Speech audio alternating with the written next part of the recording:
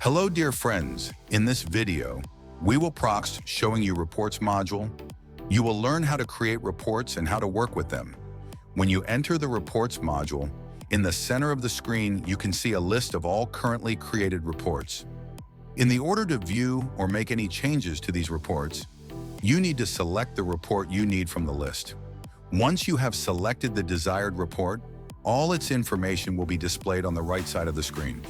If you want to create a new report, select the desired report from the list on the left, and then click on the plus button above the entire list of reports, and after confirmation, the system will create a new report. There are several types of reports in the system. First, in the form of a small constructor that is built into the system. Second, as an attached form in the Attached Files field, can be Word or Excel. Third, or just as simple as the form that was created in our editor. Depending on the form in which the report template is created, custom or regular, the new report itself will be created as duplicate from template used in previous.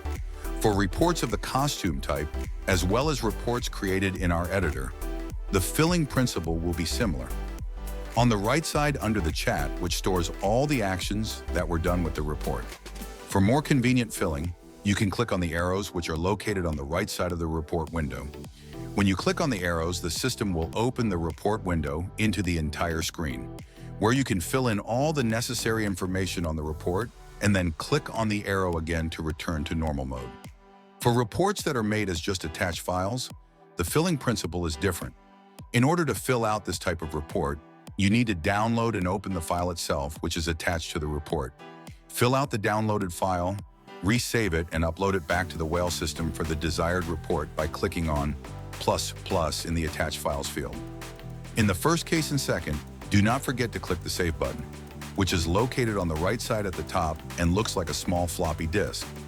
As soon as you fill out all the necessary information for the report, you need to send this report further along its roadmap, which is indicated in its template.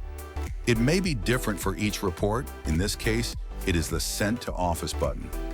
After clicking this button, the report will change its status, and depending on the settings of the template itself, its editing rights may change. Hope this information was helpful, and thank you for watching. See you in next video.